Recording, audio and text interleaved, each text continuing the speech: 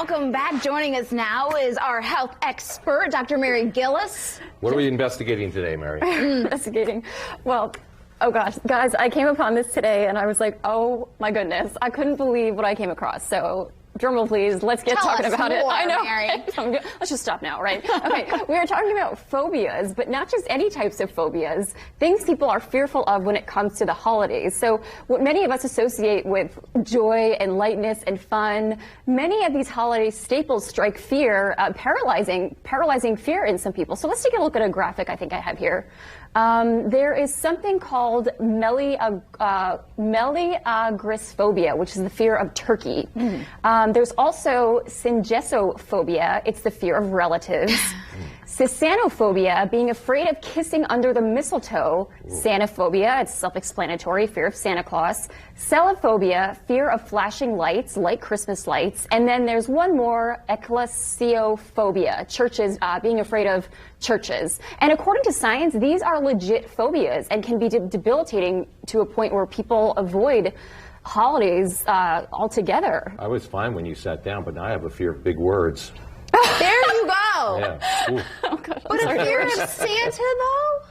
Well, I mean, these things are. Well, what I was reading about this stuff and where these things come from, and usually it's typically from some sort of childhood trauma. I mean, I was thinking of it. How do you explain to a child you're going to sit on this jolly man's lap and tell him what you want for Christmas? And you know, parents may want the picture, but the kid may not. And then we make it into this hilarious thing where there are all these posted videos of children like screaming bloody murder in Santa's lap because they're completely traumatized. George, when will it end? I don't know. And then also fear of relatives, and they call it a phobia because it's like an irrational fear. Like nothing's going to happen, let's say. Something could happen, you know, God bless, nothing really happens. But it's irrational because nothing's going to happen with the bird, especially the turkey. The turkey's on the table. But when Weird Uncle Ronnie shows up at Thanksgiving, weird stuff will assuredly happen. Panic attacks ensue. I mean, people avoid holiday gatherings altogether. I just avoid Uncle Ronnie as much as just possible. Uncle Ronnie, Yeah, that's just Uncle it? Ronnie. He's very weird.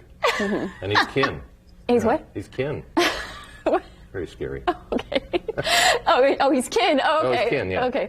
And then also fear of churches. It's more about the building itself, fear of large buildings. Okay. And then what was that other one? There was fear of, because under the mistletoe, you could have had an embarrassing situation, right? Like your aunt comes when you're really young and like everyone's like, oh, give Auntie so-and-so. You get caught. Right. Or fear of intimacy. That was also one of the ones that I read about. But I don't think I would want to kiss someone in front of a lot of people. Man. Take it with the holiday maybe. spirit, though, I feel. I know. Sorry, this was a downer, guys.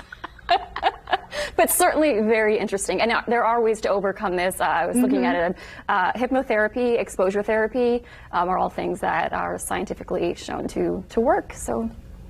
Exposure. So spending more time with Uncle Ronnie, and then maybe I won't be so freaked out when he shows up. You've gathered up sort of like a vaccine of sorts. You know what I'm saying? Yeah, your immunity. There you go. Yeah. Oh, Jasmine. I know, We should be right? switching spots here. Dr. Jasmine is up for the job. Oh, that's great. Oh my God. All right, well, dumping your used Christmas tree just any old place is a very expensive mistake. The safe and sorry-free solution when we come back. Health Spotlight, presented by Community Health Network.